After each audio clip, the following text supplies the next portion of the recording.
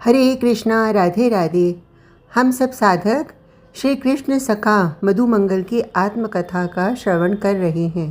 भाग 3। काशी में जन्म। मैं मधुमंगल, आद्य शक्ति की ही एक अंश भगवती पौर्णमासी।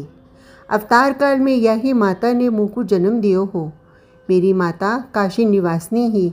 मैंने अपनी माता पौर्णमासी के मुक्ते ही सुनियो कि अबोध अवस्था में ही मेरे नाना जी ने मेरी माता को ब्याह कराए दियो हो।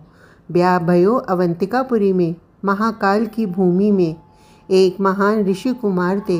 मेरे मामा हो वहीं रहते। मेरे मामा ऋषि सांदीपनी। मेरी माता के छोटे भाई हैं ऋषि सांदीपनी। लेकिन मेरो जन्म भयो काशी में।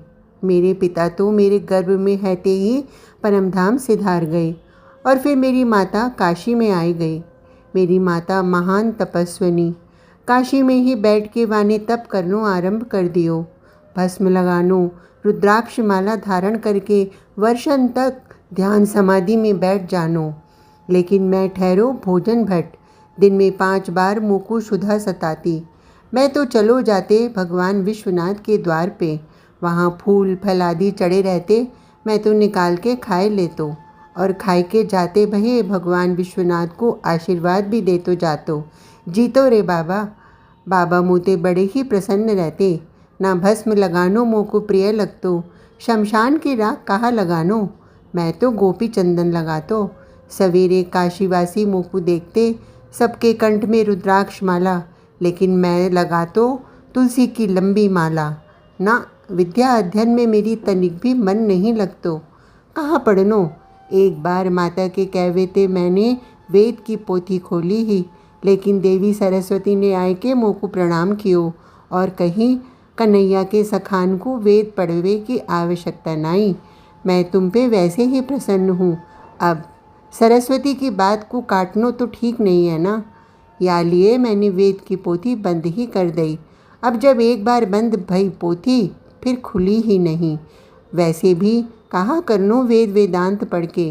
कन्हैया को अपनो मान लियो, बस है गयो। बड़े बड़े विद्वान हैं काशी में, लेकिन मोते उलझे नहीं हैं।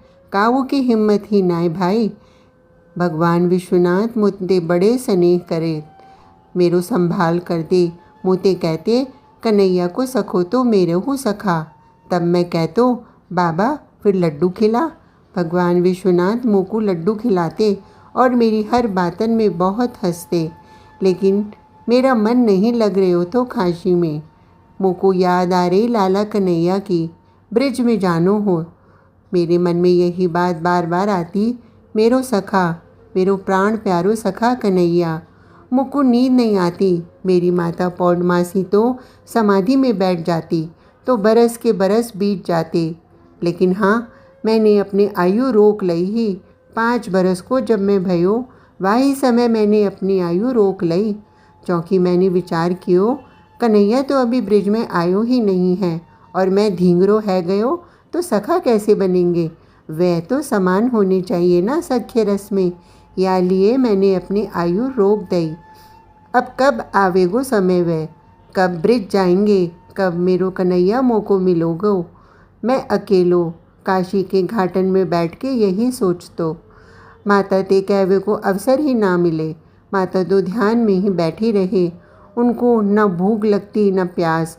सबरो भूख प्यास मुँह को ही दे दियो हो। हाँ, मुँह को बड़ी हंसी आती। मणिकर्णिका घाट में जाते भये लोगन को देख के मुँहे बड़ी हंसी आती। अब रोते भये जाते, हाय मेरी मैया मर गई, मेरो बाबा मर गयो। संसार है, जन्म भयो है तो मरनो है ही, या मैं रोनो क्यों। कन्हैया को अपनो मान लियो, रोनो धोनो सब छूट जावेगो। लेकिन झूठ को सच मान के चलोगो तो रोनो ही पड़ोगो। मुँह को हंसी आती। जिनको बू रोते मेरी हंसी उतनी ही अधिक। वैसे मेरो कन्हैया कहे कि तेरे मुख की बनावट ही ऐसी है, कोई रोतो आदमी देख ले तो हंसी आ जाएगी। पतो नहीं, मुँह को हंसनो हंसानो बहुत प्रिय है, विशेष अपने कन्हैया सखा को। कन्हैया कन्हैया कन्हैया। हाँ, काशी में मोते वहाँ के पंडित मनसुख लाल कहते और कहते तुमको देख के मन को परम सुख मिले। मैं कह तो मेरो सखा कन्हैया को प्रताप है, हम कन्हैया के सखा हैं। धौंस दिखा तो मैं काशी में, लेकिन याद आती कन्हैया की।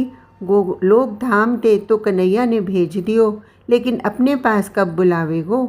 एक दिन आज 6 मास के बाद मेरी माता पौर्णमासी ने अपने नेत्रन को खोलियो। मैं वह समय लड्डू खाए रो। तुरंत मैंने लड्डू धर दिए और माता के सन्निकट गयो।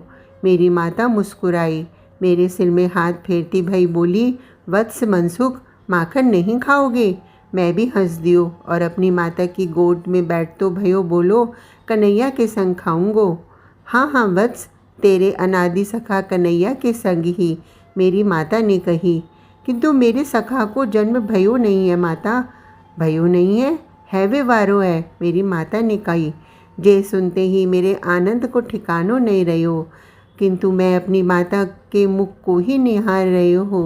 वत्स मनसुख, आज ही मेरे ध्यान में भगवान विश्वनाथ आई और मोकू बोले, देवी पौर्णमासी, अब तुम ब्रिज में जाओ, गोकुल में। वहाँ ब्रिजराज नंदराय हैं, उनके यहाँ यमुना के तट में रहो, क्योंकि पूर्ण ब्रह्म भगवान श्री कृष्णचंद्र जू वहाँ प्रकट होने जा रहे हैं। वत्स, मेरे लिए आज्ञा हुई है। माता के मुखार विनते जे सुन के मैं तो नाच में लगो हो। मेरो कन्हैया वहीं मिलेगो। आहा, मेरी माता मुँह को देख के मुस्कुरा रही ही। अब मेरे जीवन में परमानंद आयवे वारो हो। परमानंद मेरे कन्हैया को ही तो नाम है। मनसुख यहाँ पर बहुत ज़ोर से हंसे। आज का प्रसंग इतना ही। कल तक के लिए हरे कृष्णा, राधे राधे।